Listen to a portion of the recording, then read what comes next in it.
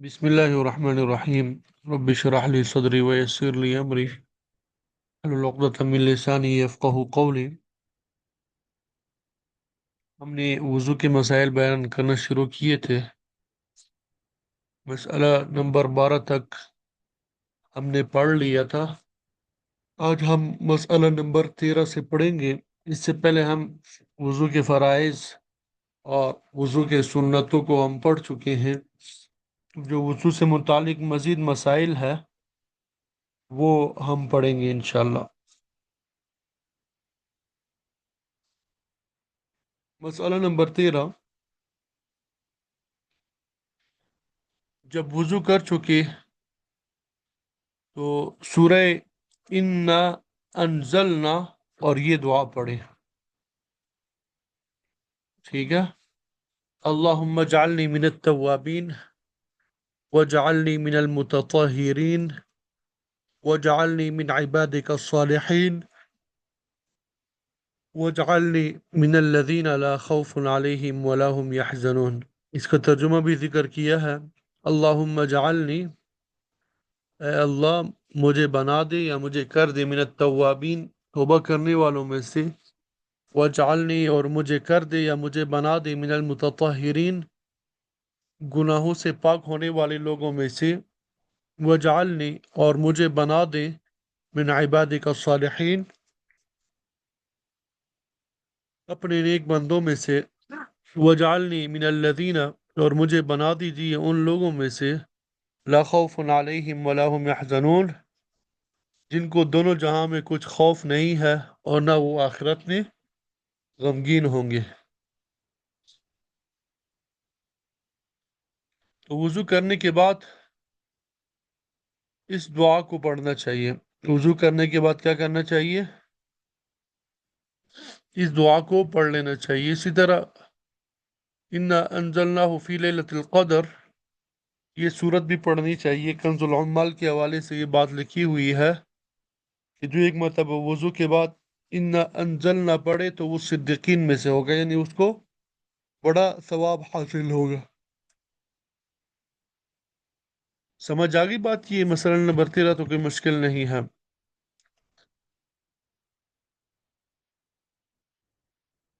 مسئلہ نمبر 14. مسئلہ نمبر 14. جب وضو کر چکے تو بہتر ہے کہ 2 رکعت نماز پڑھے.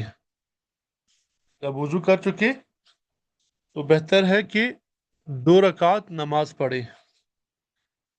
اس نماز کو جو وضو کے بعد پڑھی جاتی ہے تحیۃ الوضو کہتے ہیں. اس کو کیا کہتے ہیں؟ تحیۃ الوضو. حدیث شریف میں اس کا بہت بڑا ثواب آیا ہے. حدیث شریف میں اس کا کیا آیا ہے؟ بہت بڑا ثواب آیا ہے.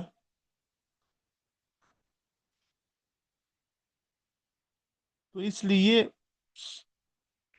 وضو کے بعد اس کا پڑھنے کا اہتمام کرنا چاہیے. لیکن ساتھ میں یہ بات یاد رکھیں کہ مکروہ وقت نہ ہو. وضو کرنے کے بعد اگر مکروہ وقت نہ ہو تو بہتر ہے کہ 2 رکعت پڑھیں.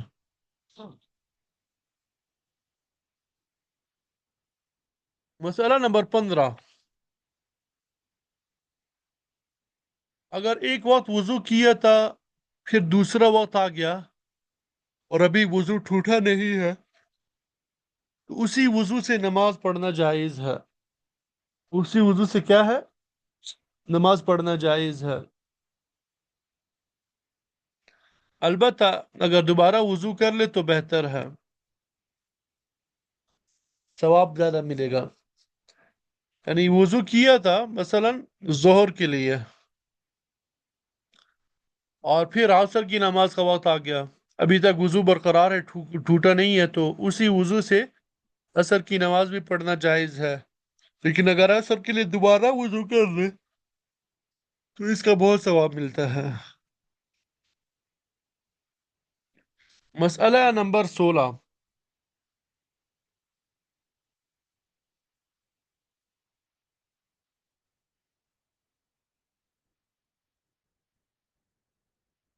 جب ایک دفعہ وضو کر لیا اور ابھی وہ ٹوٹا نہیں،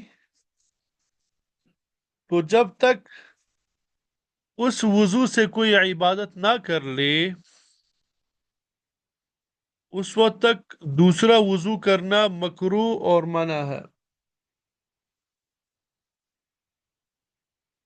تو اگر نہاتے وقت کسی نے وضو کیا تو اسی وضو سے نماز پڑھنا چاہیے، بغیر اس کے ٹوٹے دوسرا وضو نہ کریں۔ ہاں، اگر کم سے کم 2 ہی رکعت نماز اس وضو سے پڑھ چکی ہو تو دوسرا وضو کرنے میں کچھ حرج نہیں ہے، بلکہ ثواب ہے۔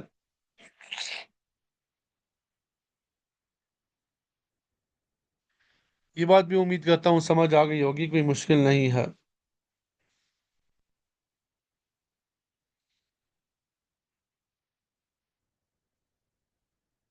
آواز آ رہی ہے؟ ذرا یہ کنفرم کر دیں، آواز آ رہی ہے؟ مسائل کی سمجھ آ رہی کہ نہیں؟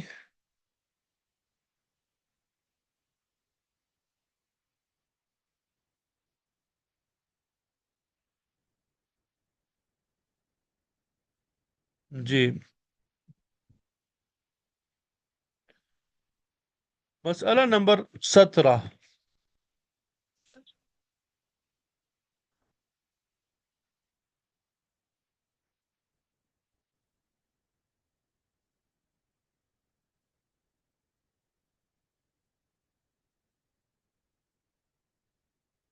کسی کے ہاتھ یا پاؤں پھٹ گئے اور اس میں موم روغن یا کوئی اور دوا بھر لی اور اس کے نکالنے سے ضرر ہوگا، وہ دوا جو بری ہے، لگائی ہے، اس کو اگر نکالا جائے تو کیا ہوگا؟ نقصان ہوگا۔ تو اگر بے اس کے نکالے اوپر ہی اوپر پانی بہا دیا جائے تو وضو درست ہوگا۔ ٹھیک ہے؟ کسی کے ہاتھ یا پاؤں پھٹ چکے ہیں، اس میں موم روغن جو ہے یا کوئی اور دوا بڑھ لی، مرہم وغیرہ، اور اس کے نکالنے سے کیا ہوگا؟ نقصان ہوگا۔ تو اگر بغیر اس کے نکالے اوپر ہی اوپر پانی بہا دیا تب بھی وضو درست ہوگا۔ کیا ہوگا؟ تب بھی وضو جو ہے وہ درست ہو جائے گا۔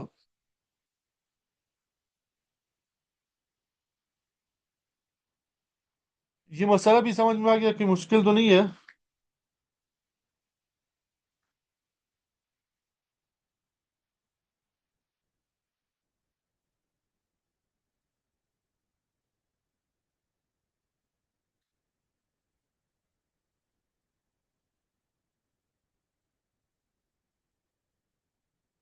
مسئلہ نمبر 18،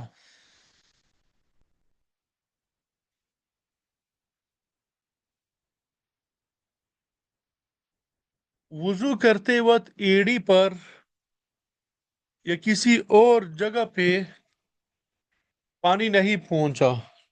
آپ وضو کر رہے تھے، ایڑی پہ یا کسی اور جگہ پانی نہیں پہنچا، اور جب وضو کر لیا تو معلوم ہوا کہ فلانی جگہ سوکھی ہے، تو وہاں پر فقط ہاتھ پیر لینا کافی نہیں ہے، بلکہ پانی بہا لینا چاہیے۔ اس جگہ کیا ہے؟ صرف ہاتھ پھیر لینا کافی نہیں ہے، بلکہ وہاں پہ کیا کر لینا چاہیے؟ پانی جو ہے وہ بہا لینا چاہیے۔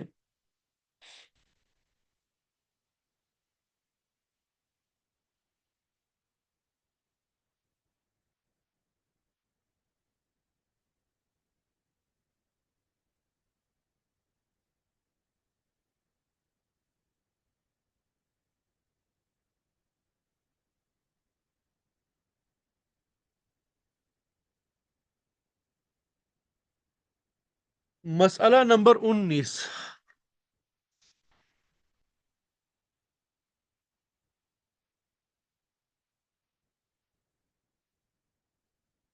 اگر ہاتھ یا پاؤں وغیرہ میں کوئی پوڑا ہے یا کوئی اور ایسی بیماری ہے کہ اس پر پانی ڈالنے سے نقصان ہوتا ہے تو پانی نہ ڈالے۔ وضو کرتے وقت صرف بھیگا ہاتھ پھیر لے وے، اس کو مسح کہتے ہیں۔ اس جگہ کیا کر لے؟ وضو کرتے وقت بھیگا ہاتھ پھیر لے وے، اس کو مسح کہتے ہیں۔ اگر یہ بھی نقصان کرے تو ہاتھ بھی نہ پھیرے، اتنی جگہ چھوڑ دے، اتنی جگہ کیا کر لے؟ چھوڑ دے۔ یعنی ہاتھ وغیرہ میں کوئی زخم ہے یا کوئی اور ایسی بیماری ہے کہ پانی ڈالنا جو ہے وہ کیا دیتا ہے، نقصان دیتا ہے، تو ایسی صورت میں پانی نہ ڈالے، وضو کرتے وقت گیلا جو ہاتھ ہے وہ پھیر لے، مطلب مسح کر لے، اس کو مسح کہتے ہیں۔ لیکن یہ مسح کرنا بھی اگر نقصان دہ ہو تو ہاتھ بھی نہ پھیرے، اتنی جگہ ویسے ہی چھوڑ دے، وضو کیا ہوگا، ہو جائے گا۔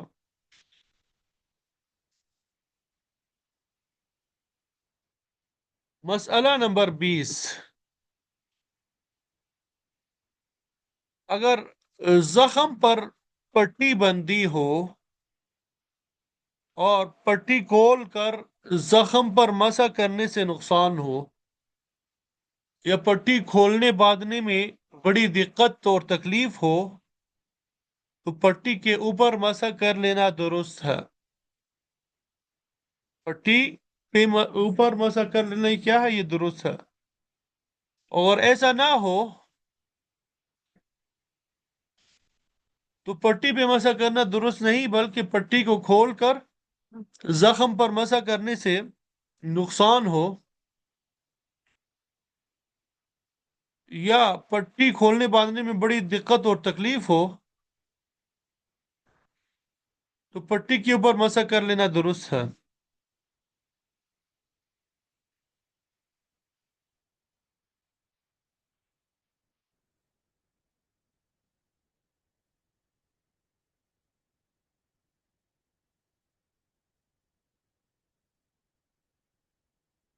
اگر ایسا نہ ہو تو پٹی پہ مسح کرنا درست نہیں ہے، پٹی کھول کر زخم پہ مسح کرنا چاہیے، جس طرح اوپر میں نے آپ کو بتا دیا نا۔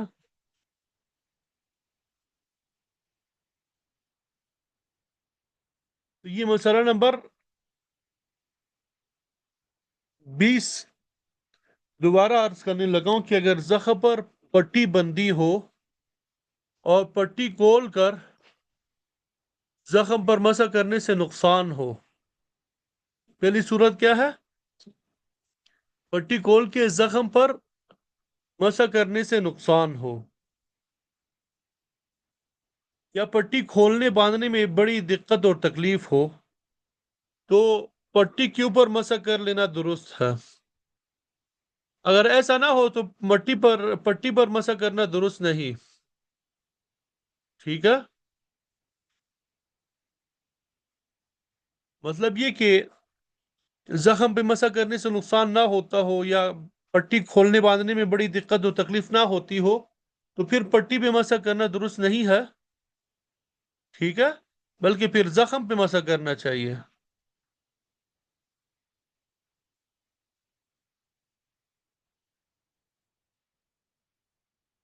یہ یہاں پہ 2 مرتبہ بیان ہوا یہ مسئلہ جو ہے، تو یہ میں نے وضاحت کر دی اس مسئلے کی۔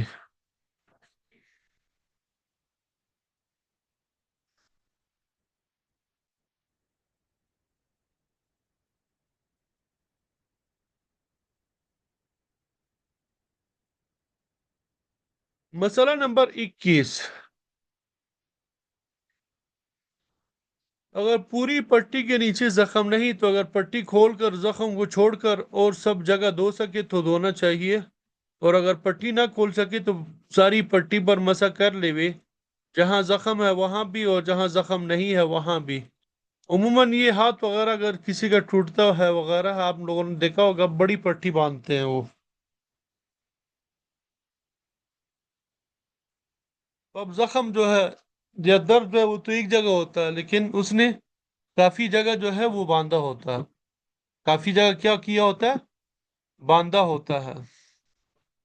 تو ایسی صورت میں بہتر تو یہی ہے کہ پٹی کھول کے زخم کو چھوڑ کے باقی سب جگہ دھو لے، اور اگر پٹی نہ کھول سکے، دقت وغیرہ ہو رہی ہو، تو ساری پٹی پہ کیا کر لیا جائے، مسح کر لیا جائے، جس جگہ پہ زخم ہے وہاں پہ بھی اور جس جگہ زخم نہیں ہے وہاں پر بھی۔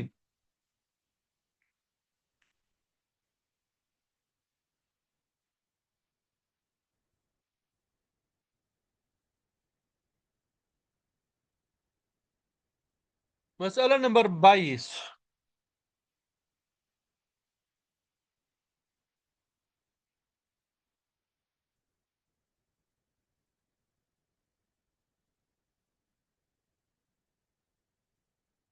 ہڈی کے ٹوٹ جانے کے وقت بانس کی گچھیاں رکھ کے ٹکٹی بنا کے باندھتے ہیں، تو اس کا بھی یہی حکم ہے۔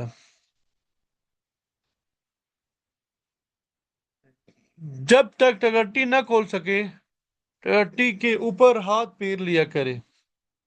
اور فسد کی پٹی کا بھی یہی حکم ہے کہ اگر زخم کے اوپر مسا نہ کر سکے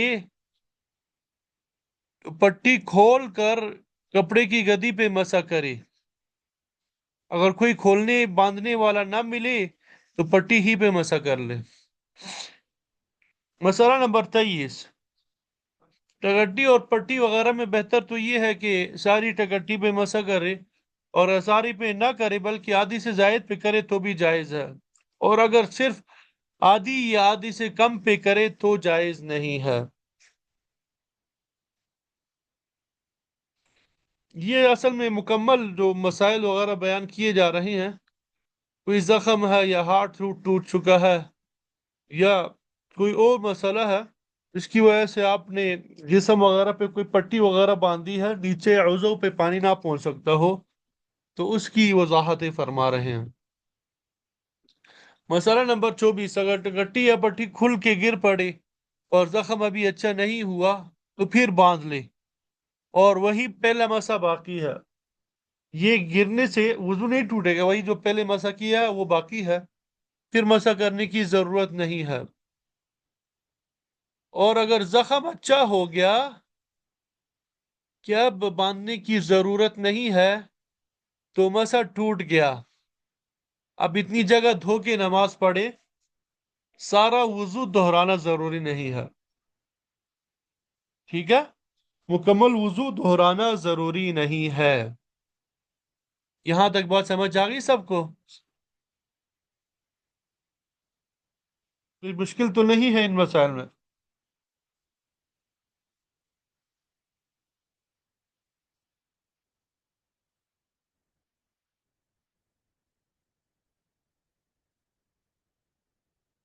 جی بہتر، ٹھیک۔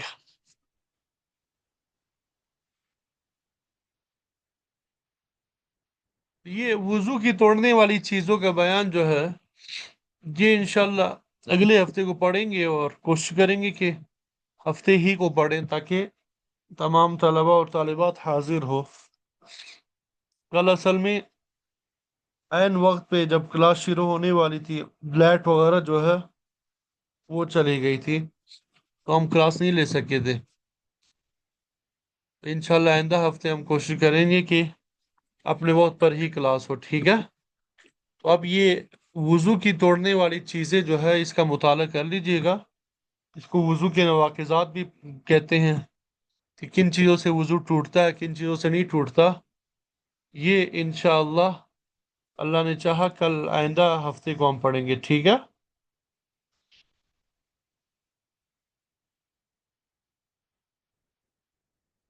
اگر کسی کا کوئی سوال ہے تو سوال کر سکتے ہیں۔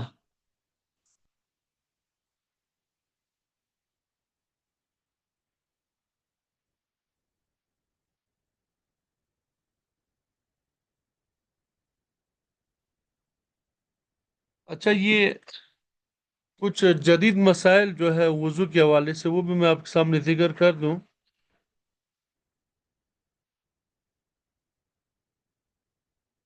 پہلی بات یہ کہ وضو اور غسل میں مصنوعی اعضاء کا کیا حکم ہے؟ وضو اور غسل میں مصنوعی اعضاء جو ہے،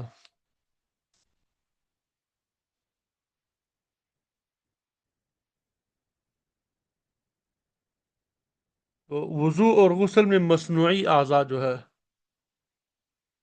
تو یہ چاہے مصنوعی اعضاء ہے یا مصنوعی دانت ہے، دو طرح کے ہوتے ہیں۔ ایک تو وہ ہے جو مستقل طور پہ لگا دیے جائیں، جو کیا کیے جائے، مستقل طور پہ لگا دیے جائے اور پھر انہیں آسانی سے نہ نکالا جا سکے۔ اور دوسرے وہ ہے جو بنائے ہی اس طرح جاتے ہیں کہ حسب ضرورت ان کا استعمال کیا جائے اور پھر ان کو نکالا جا سکے۔ تو پہلی صورت میں کہ یہ اعضاء اور دانت جو ہے نکالے نہ جا سکتے ہوں، مستقل لگا دیے جائے، تو یہ اصل کا درجہ رکھتے ہیں۔ تو ان کا حکم اصلی اعضاء اور اصل دانتوں ہی کا ہوگا۔ وضو اور غسل میں ان تک پانی پہنچانا ضروری ہوگا۔ ان اعضاء اور دانتوں کو نکال کر ان کے نیچے پانی پہنچانا ضروری نہیں ہے۔ دوسری صورت میں کہ جب ان کو نکالا جا سکتا ہے، مستقل نہ ہو، آسانی سے نکالا جا سکتا ہے، اس طرح دانت وغیرہ آپ نے دیکھے ہوں گے، تو ان کی حیثیت ایک زائد چیز کی ہوگی، یعنی وضو اور غسل اسی وقت درست ہوگا جب ان کو نکال کر اصل جسم تک پانی پہنچائے۔ اگر ایسا نہ کیا گیا تو وضو اور غسل درست نہ ہوگا۔ ایک تو یہ مسئلہ ہے، ٹھیک ہے۔ اسی طرح دانتوں پہ سونے اور چاندی کا خول جو ہے وہ چڑھایا ہو تو پھر وضو اور غسل کا کیا حکم ہے؟ علاج کے طور پہ دانت کے سوراخ میں سونا، چاندی، سیسا وغیرہ میں سے کوئی چیز ڈال کر دانت بند کر دیا جائے تو وہ ڈالی ہوئی چیز بدن کا جز بن جائے گی۔ وہ جو چیز ڈالی ہے وہ بدن کا جز بن جائے گی۔ وضو اور غسل میں اس چیز کو پانی پہنچانا کافی ہو جائے گا، اس کے نیچے پانی پہنچانا ضروری نہیں ہے۔ اسی طرح سرخی پاؤڈر اور کریم میں اگر کوئی ناپاک چیز ملی ہوئی نہ ہو تو اس کے استعمال کرنے میں کوئی حرج نہیں ہے، البتہ اگر ان میں سے کسی چیز کی بھی تہ جم جاتی ہو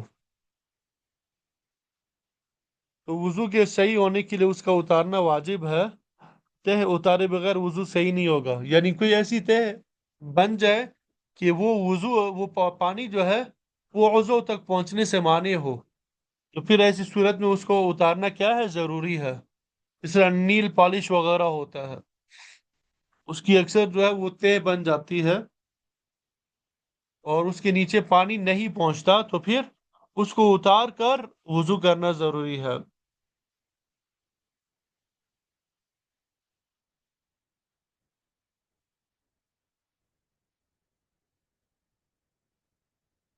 یہ کچھ مسائل جو ہے وہ آپ کے سامنے بیان کر دیے، امید کرتا ہوں ان مسائل کی بھی سمجھ آ گئی ہوگی۔ ٹھیک ہے بھائی،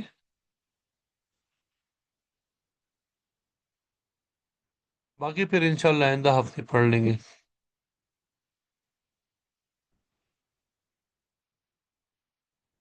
تو آپ لوگ جو ہے مطالعہ کر کے آ جائیے گا، وضو کے توڑنے والی چیزیں ان کا مطالعہ کر لیجئے گا۔ جزاکم اللہ خیرہ۔ کوئی بات اگر کسی نے پوچھنی ہے پوچھ سکتے ہیں۔